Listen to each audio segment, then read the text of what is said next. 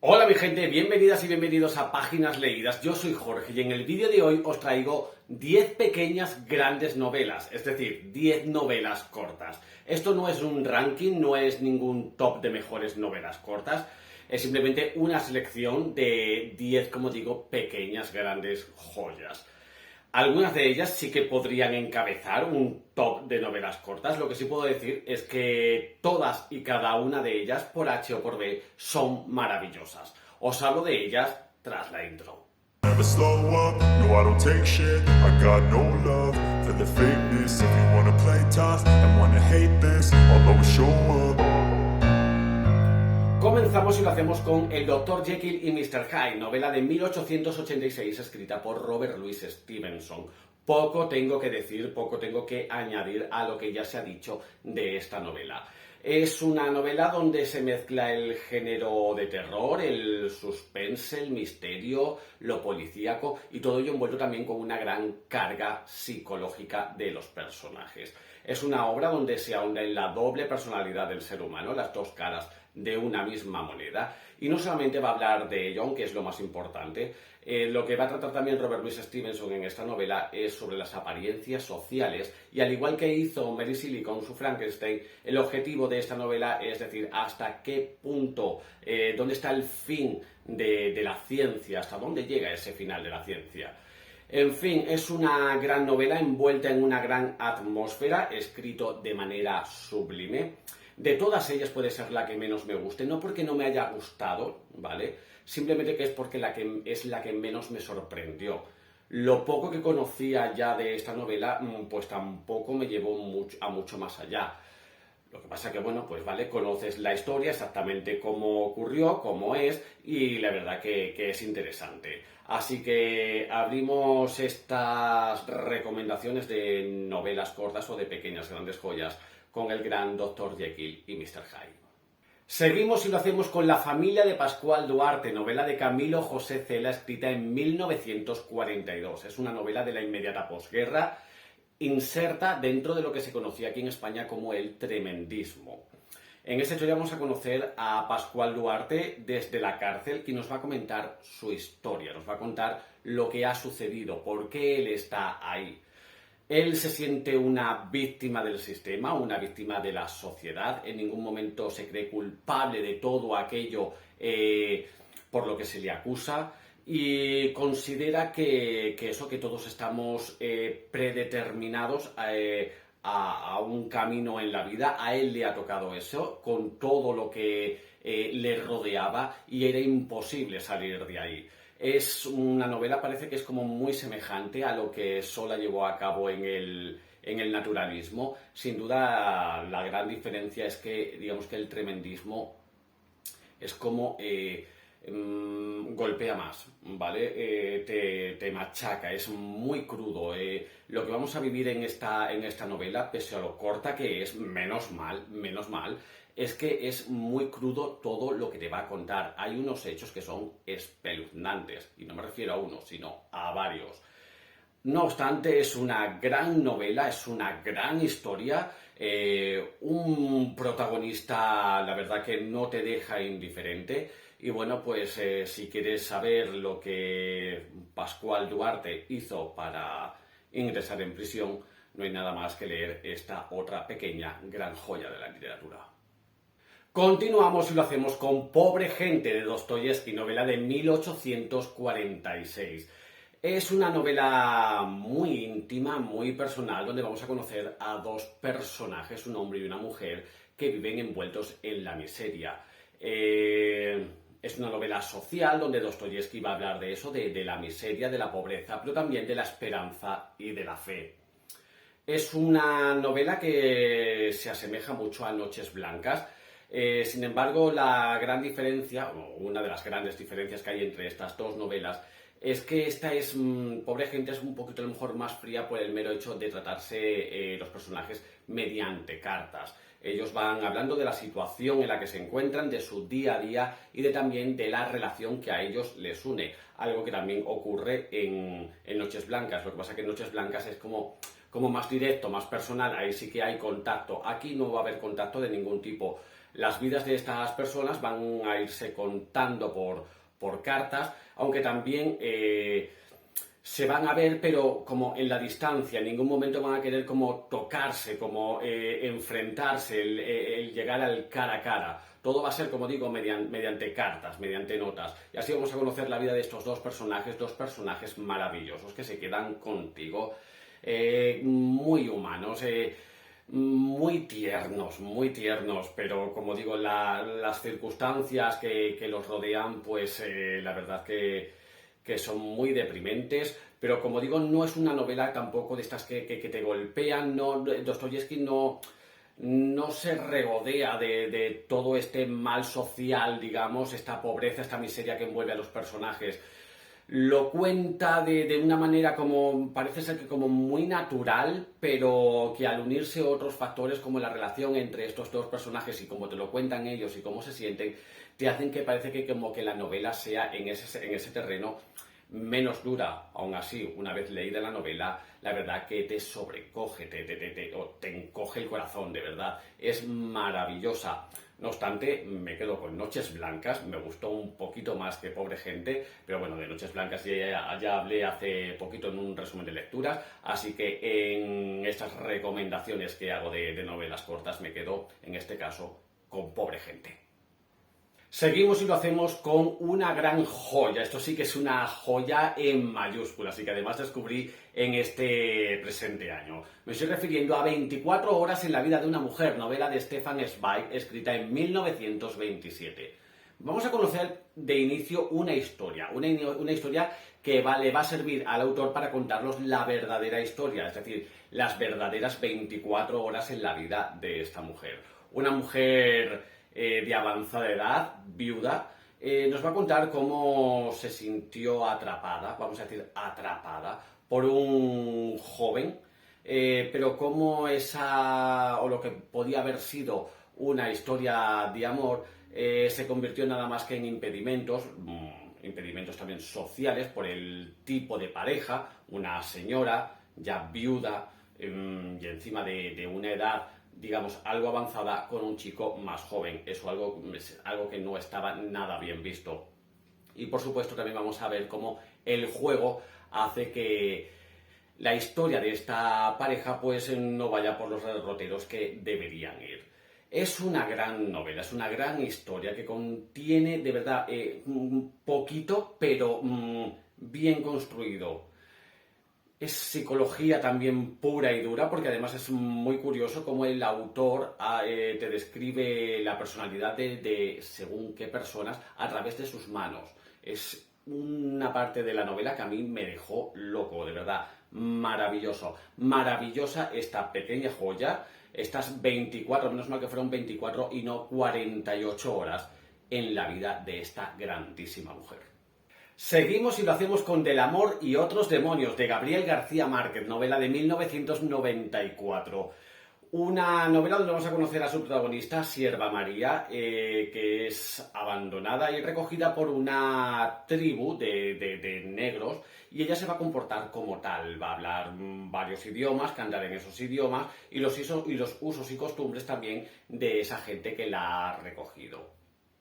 Pero va a haber un hecho que va a determinar la novela, y es la mordida a Sierva María por parte de un perro.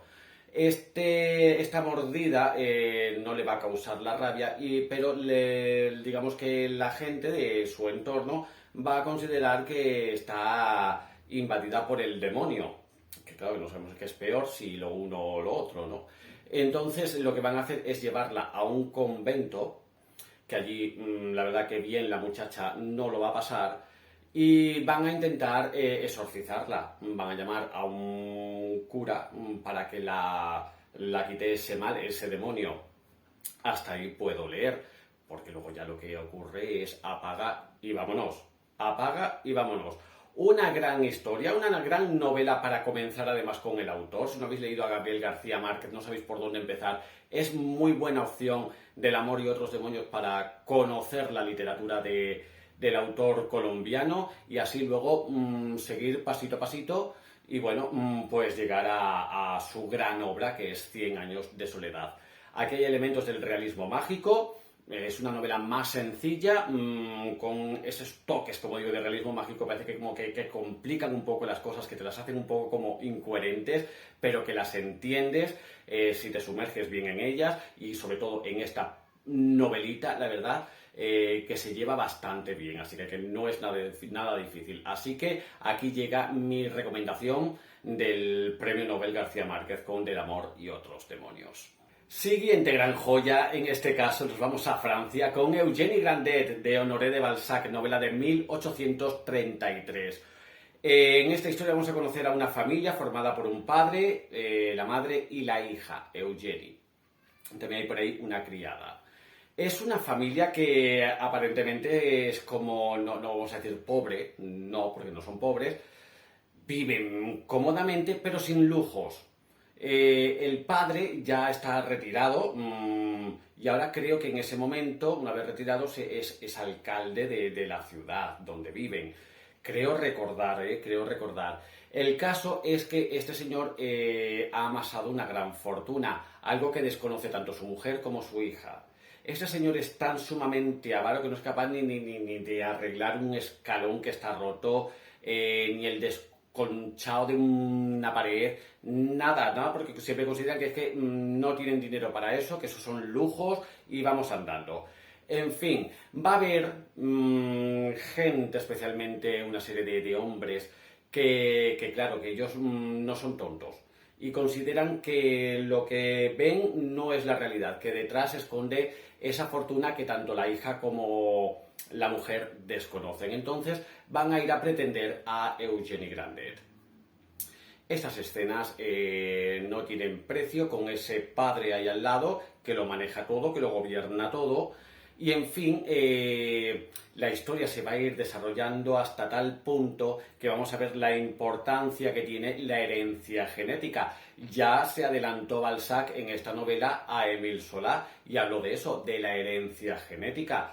Que influye, pues ¿cómo lo va a influir? Por Dios, si hasta a mí me lo dicen, tienes el mismo genio que tu padre, pues imagínate, pues esto igualito. Una gran novela, Eugénie Grandet, para conocer a Honoré de Balzac, está muy bien esta novela para iniciarse, incluso también con los franceses. Continuamos y lo hacemos con Donde el corazón te lleve, de Susana Tamaro, novela de 1994. Vamos a conocer mediante una serie de cartas la historia de una abuela, su hija y su nieta. Las relaciones que hay entre estos tres personajes. Las cartas van de la abuela a la nieta, ¿vale? Vamos a conocer unas series de relaciones no muy agradables. Tampoco es una novela así de estas duras, con graves problemas, no. Hay problemitas, pero bueno, que no es tormentosa, ¿vale? No es tormentosa. Esta historia también a veces como de entre madres e hijas, como de amor-odio a veces, ¿sabes? Pero no es tormentosa, de verdad, no. Vamos a ver cómo en uno de esos personajes los factores externos llegan a su vida, una serie de factores llegan a su vida y la hacen comportarse de otra manera. Si esos factores no hubiesen entrado en la vida de esa persona, pues posiblemente las cosas hubiesen ido de otra manera. Entonces vamos a ver todas estas relaciones, como digo, a veces que te llegan a lo más hondo, se te clavan, otras te quedan así un poco como, ¡ay! ¿Sabes? Me estáis entendiendo, ¿no? De esto, te cojo y te mato. Pero, en fin, es una historia muy sentida, se te va a clavar. Es que a mí además que el tema de las madres es que me puede, ¿vale? Yo como una madre... hay cosas que no puedo, de verdad, y soy muy sentido para eso. Con un padre, oye, todavía lo dejamos un poco pasar, ¿qué quieres que os diga? Pero con una madre, pues yo no puedo, ¿sabes? Yo soy más agarrado a mi madre de toda la vida, desde chico, muy agarrado a mi madre. Entonces yo esas cosas no puedo. Entonces con esta novela me golpeaba mucho, había cosas que decía, digo... Ay, y por cierto, luego también había otras que es de las pocas novelas con las que yo no he llorado, pero sí se me han humedecido los ojos. En fin, ya te lo dice el título, Donde el corazón te lleve. Continuamos y nos vamos al año 1789 de la mano de José Cadalso y sus Noches lúgubres.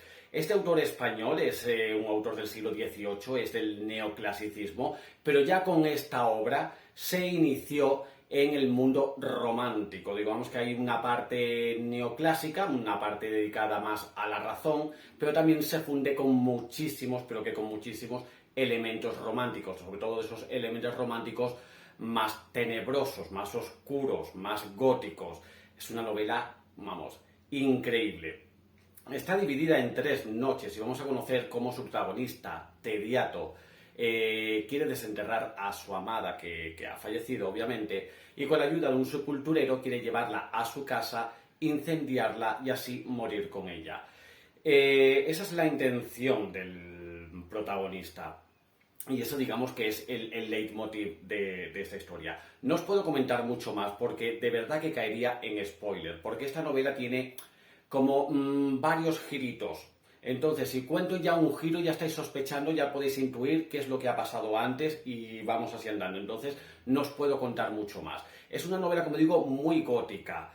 Si alguna vez llega el otoño y estas cosas, es muy propicia para, si sois lectores de estos temporales, que os gusta pues con la lluvia, los truenos y demás, este tipo de historias, pues esta viene muy bien, cortísima, se lee en nada, es muy disfrutona esta novela, es buenísima, o sea, es que te envuelves en la atmósfera, porque es súper atmosférica esta novela, y tiene unos diálogos y unos monodiálogos que son alucinantes. Es donde entra muchas veces esa parte de la razón, pero también, sobre todo en los diálogos, por parte especialmente del sepulturero, es quien digamos que tiene un poco más esa parte más neoclásica frente a su protagonista, Tediato, que es más romántico. Entonces en los diálogos hay mucho de esta disyuntiva entre neoclasicismo y romanticismo, pero en los monodiálogos, es decir, el personaje que habla consigo mismo está lleno de exaltación, mucho romanticismo, y como digo, la atmósfera de verdad es inigualable, así que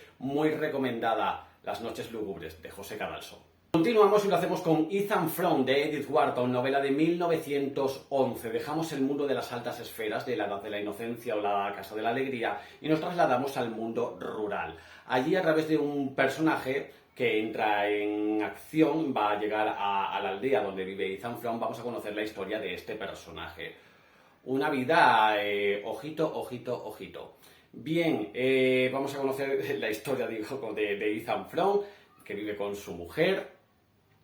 El ambiente que se respira, bueno, el ambiente que se respira y el ambiente que hay allí es frío, nieva por doquier, es invierno. Y bueno, vamos a conocer la historia de esta pareja, de Ethan Frome y su mujer, cómo ella tiene una serie de problemas psicológicos, es decir, que relativos a que si se la altera un poco, pues ella pues se altera. Si ella vive en una tranquilidad normal, pues ella, pues una más, ¿no? Una más. Que lo que pasa que va a entrar en acción otro personaje, una mujer que ha quedado huérfana, entonces va a vivir allí a casa de Ethan Frome porque es pariente, no sé si de él o de ella, ahora mismo eso no lo recuerdo.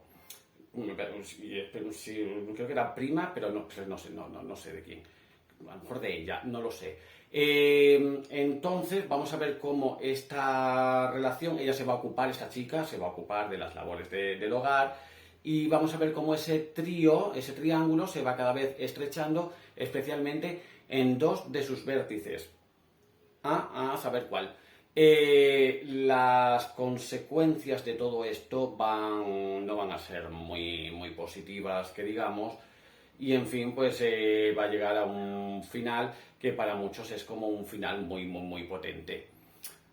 Para mí no lo fue tanto, ¿vale? La historia también es como muy tranquila, es como muy pausada, como que no es que pasen muchas cosas, y llega el final y yo me esperaba, pues no sé qué me esperaba yo, y pues tampoco es para tanto, ¿vale? Esa es mi opinión.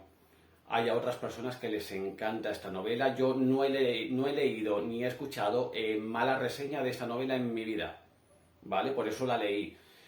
y a lo mejor pues de tanto bombo que le dan, que si es muy buena, pues aquí al que os está hablando pues luego dice, pues tampoco es para tanto, ¿vale? Pues esa fue mi sensación. Entonces a lo mejor os viene bien un poquito de peor, no mala, porque no es mala crítica, pero un poquito de menos buena crítica para que tampoco os hagáis muchas ilusiones, ¿vale?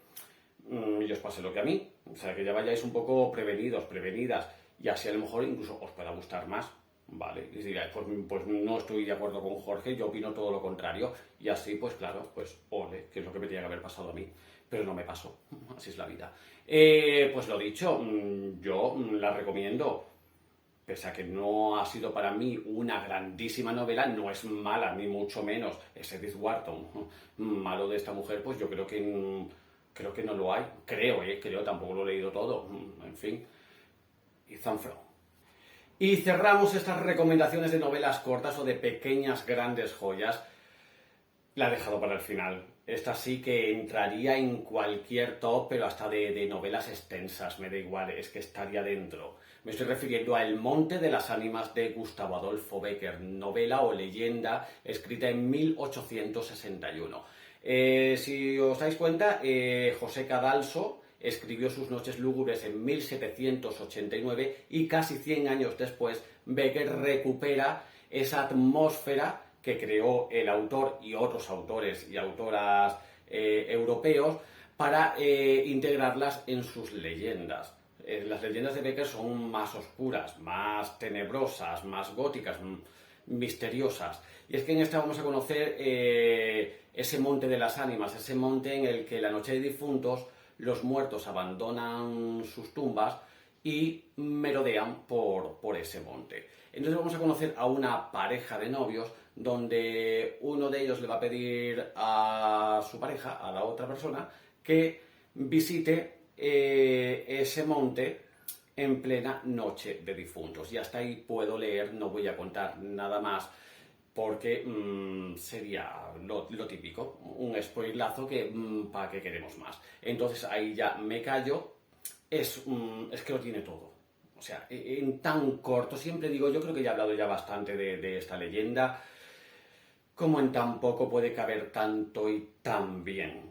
Porque es que además es que te envuelves en la atmósfera que crea el autor, en cómo te lo cuenta, en fin, es que es una maravilla, es que es preciosa, pese a todo lo lúgubre, gótico, misterioso, está rodeado de muerte, de muertos vivientes, que no es Walking Dead tampoco esto, pero está rodeado ahí de esos muertos que abandonan sus tumbas. Cómo es todo tan maravilloso, cómo te lo cuenta, que es preciosa esta leyenda, es que es preciosa, así que os la recomiendo mil, El monte de las ánimas, de mi querido Gustavo Adolfo Bécquer. Pues bien, hasta aquí estas 10 recomendaciones de pequeñas grandes joyas, o lo que es lo mismo de estas 10 novelas cortas, y como consecuencia hasta aquí el vídeo de hoy. Contadme si habéis leído estas novelas, si no, cuál os llama la atención. ¿Qué me recomendaríais vosotras en cuanto a novelitas cortas, o relatos, o leyendas, lo que sea, o cuentos? ¿Qué es lo que me recomendaríais? Lo comentamos todo, pues eso, en comentarios.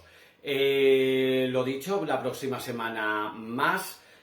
Hasta entonces, que tengáis felices, maravillosas y extraordinarias lecturas. Yo me voy, que he quedado. Así que hasta entonces, un besazo enorme y chao.